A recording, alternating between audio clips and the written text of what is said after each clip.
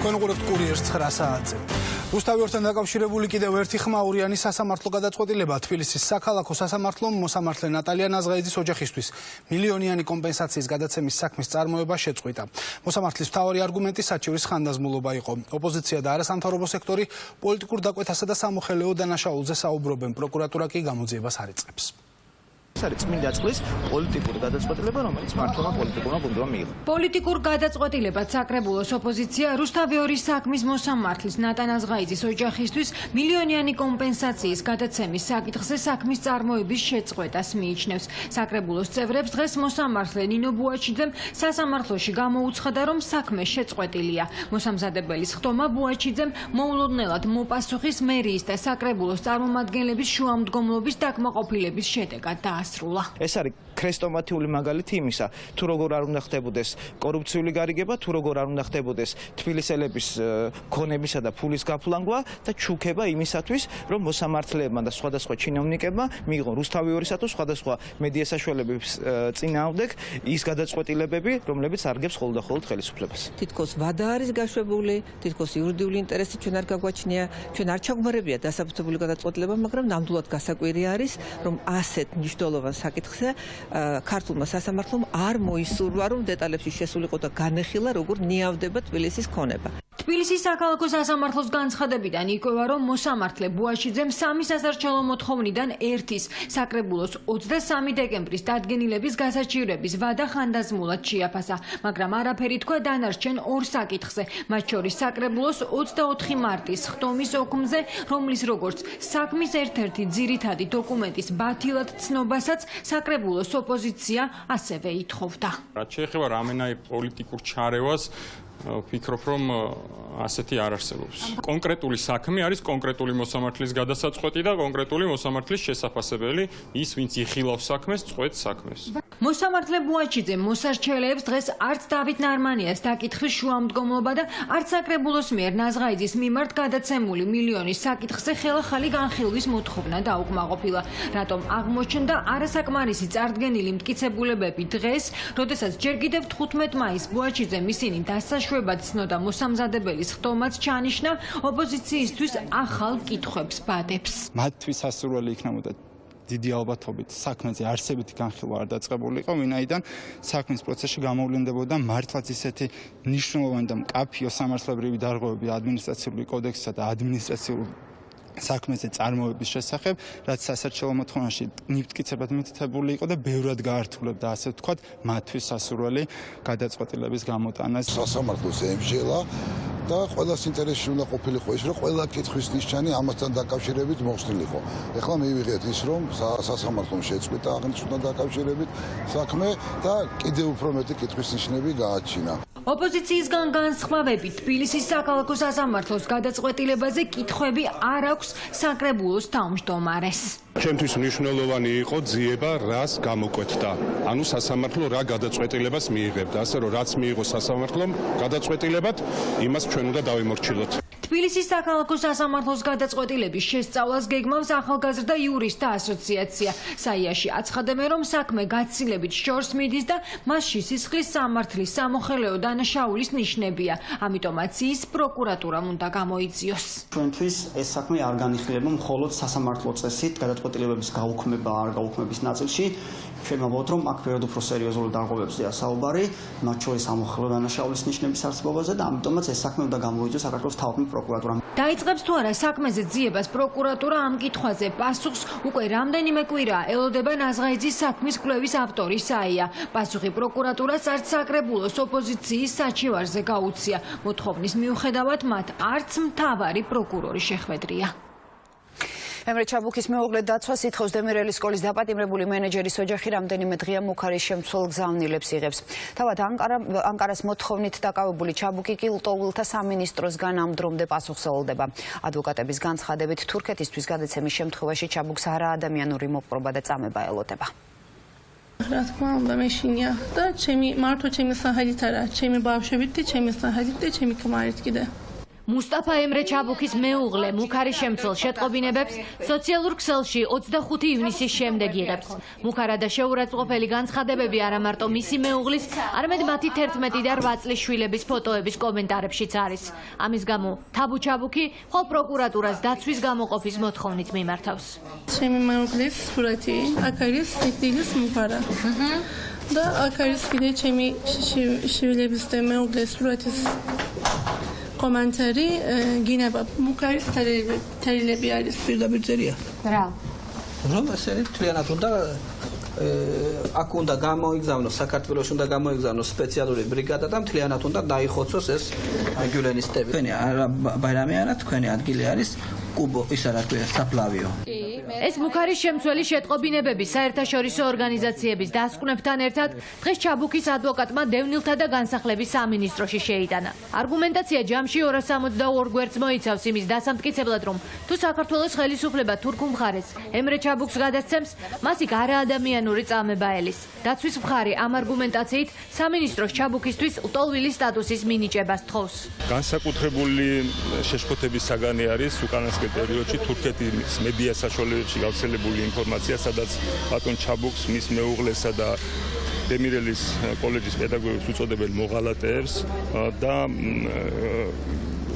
აცხადებენ, რომ ისინი მოქმედებენ თურქეთის ინტერესების საზიანოდ. მისცემს თუ არა საქართველოს თავშესაფარს და შესაბამის სტატუსს. ბოლო 15 წლის განმავლობაში საქართველოში მცხოვრებ პედაგოგსა და დემირელის კოლეჯის მენეჯერს 7 ივლის გაირკვევა. სამინისტრო ისევე როგორც სხვა მტკიცებულებებს, რომელიც წარმოქმნილი იქნა როგორც თავშესაფრის მაძიებლის მხრიდან, ასევე ვთქვათ სამართლოს მიერ იქნა მოპოვებული, ამ ყველა მტკიცებულების მოპოვებული ინფორმაციის შეჯერების საფუძველზე იქნება მიღებული საყოველთაო გადაწყვეტილება. ოჯახის წევრებმა ჩაბუქი რამდენიმე დღის წინ მოინახულეს ციხეში, სადაც ის სამთვიან საექსტრადიციო პატიმრობას იხდის. თუ საქართველოს თურქ პედაგოგს ლტოლვილის ან ჰუმანიტარულ სტატუსს მიანიჭებს, ეს ავტომატურად აჩერებს მისი ექსტრადიციის პროცესს. პარალელურად ჩაბუქის საქმეს იუსტიციის სამინისტრო სწავლობს. თურქეთის ხელისუფლების მოთხოვნით დემირელის კოლეჯის მენეჯერი საქართველოში თურქეთის პრემიერის ვიზიტიდან მეორე დღეს დააკავეს. ერდოღანის მთავრობა ამტკიცებს, რომ ჩაბუქი ფეთულა გიულენთან დაკავშირებულ ორგანიზაცია ფეტოსთან თანამშრომლობს, რომელიც თურქეთში ტერორისტულ ორგანიზაციადაა გამოცხადებული. ჰაერის მაღალი ტემპერატურის გამო ვითარება სულ უფრო კრიტიკული ხდება. მხოლოდ დღეს თბილისში მზისგან მიღებული დამწრობით საავადმყოფოში 10 ადამიანი გადაიყვანეს.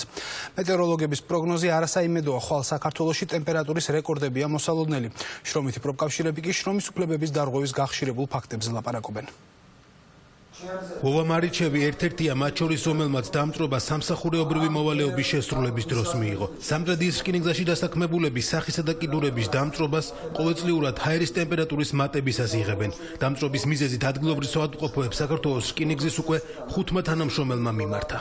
ეს არაერთხელ ხდება მასე ჩვენთან მარტო სადგურში კი არა იქით ხარ სამტრედია მეორეში მესამეჯერ მიმართა ამ პერიოდში იწყება მე როგორც ვიცით 5 ადამიანს აქვს მაგრამ ყველაზე მძიმე ფორმაში მომხდარში საქართველოს რკინიგზასა და ნაშაულებენ პროფესიულ კავშირში რომლის წარმომადგენლებიც გაუსადლის პირობებზე საუბრობენ და მაღალი ტემპერატურის გამო სამუშაო საათების დროებით შემცირებას ითხოვენ საქართველოს რკინიგზაში გამორიცხავენ რომ თანამშრომლების დამწრობის მიზეზი სამსახურეობრივი პირობები გახდა განსაკუთრებით ეს რთული უბანი გვაქვს სამტრედიის უბანი, სადაც ივლის-აგვისტოს პერიოდში ტემპერატურა მაქსიმუმს აღწევს, ხდება ადამიანების კალის დამწრობა. დახურულ შენობაში ვის მუშაობს, მათაც თერმული დამწრობები ემართებათ, ეს არ ვიცით, ძალიან სიზღალია, სიზღალია რეალურად. ჩვენ მოვითხოვთ თბილისიდან მაქსიმალურად იყოს დაცული თანამდებობა და მაქსიმალურად იყოს დაცული ადამიანების წესრიგ სამუშაო ადგილზე. ეს არ წარმოადგენს არავით არა.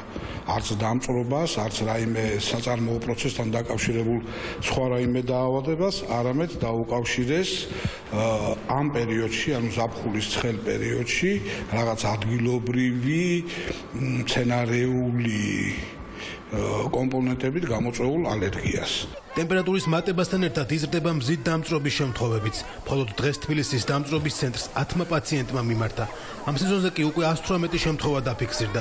მზით დამწრობა 3 მცირეწლოვანმა და 1 ასაკოვანმა ქალბატონმა მიიღო. საკმაოდ ისეთი სერიოზული ციფრია განსხვავებით შაშანძელთან და შაშანწინდელთან. ყველაზე პატარა მათგანი იყო 4 წლის ბავშვი ყველაზე ხანდაზმული 65 წლის ქალბატონი დაახლოებით 50% მამაკაცები არიან და 50% მანდილოსნები. დამწრობის დიაგნოზით მკურნალობენ 7 პაციენტს ბათუმის რეფერალურ საავადმყოფოშიც. სასწრაფო დახმარების სამსახურში მზით დამწრობის დაშავებულთა შეტყობინებებმა ბოლო 2 დღეში საგრძნობლად იმატა. 7 გამოძახება მზის დამწრობის თაობაზე, მათგან 2 ბავშვი იყო, 3 მოზრდილი და 2 დიდი. ყველას აღინიშნებოდა მზის დამწრობა, ანუ სითბური დაკვრა, გადაყვანილია ყველა სტაციონარში. ბოლო დღეების მანძილზე ჰაერის მაქსიმალური ტემპერატურა ხვალ დასავლეთ საქართველოშია მოსალოდნელი. აქ 41 გრადუსს ელოდებიან. დედაქალაქში კი ტემპერატურა 40 გრადუსამდე იქნება. უჩვეულოდ მაღალი სიცხის გამო მოსახლეობას საგანგებო რეკომენდაციების გათვალისწინებას ურჩევენ სპეციალისტები. პირველ რიგში უნდა მოვერიდოთ მზის გულზე, განსაკუთრებით შუა დღის საათებში გარეთ გასვლას. უნდა მოვერიდოთ ფიზიკურ დატვირთვას. მოვერიდოთ განსაკუთრებით შუა დღის საათებში რუჯის მიღებას, განსაკუთრებით მაღალი ტემპერატურის დროს ფაქტიურად სრულად თუ მოვერიდებით უკეთესია. თბილი ჰაერის მასები შავი ზღვის სამხრეთ-დასავლეთიდან ვრცელდება, ჯერჯერობით დასავლეთ საქართველოში. დღეს ვინარჩუნებთ, ხვალაც შენარჩუნდება სამხრეთ-დასავლეთიდან ცხელი ჰაერის მასების გავრცელება. ტემპერატურის მატების გამო კონტროლი მკაცრდება წყალსატევებსა და ტბებზე, სადაც მაშულების რაოდენობის გაზრდა იგეგმება. დღეს რუსთავი 2-ზე მეგაშოუს კულმინაცია X ფაქტორის ფინალის დაწყებამდე სულ ცოტა დრო რჩება და დიდ საკონცერტო დარბაზში დაძაბულობაც პიკს აღწევს. 3 მენტორის 3 კონკურსანტი ვინ გახდება X ფაქტორი 2017 ამას მაყურებელი გადაწყვეტს. და რა ხდება ფილარმონიაში და რას შესთავაზებენ პროექტის მონაწილეები მაყურებელს მაქსიმალური მხარდაჭერის მოსაპოვებლად. სალომე ბენაშვილი გვერდთობა პირდაპირ ეთერში. სალომე, გისმენთ. ამ სეზონზე ბოლოჯერ მოგესალმებით თბილისის დიდი საკონცერტო დარბაზიდან. მზადება არის მთელი დღის განმავლობაში და რა თქმა უნდა ძალიან რთული დღისთვის ემზადებოდნენ X ფაქტორის კონკურსანტები.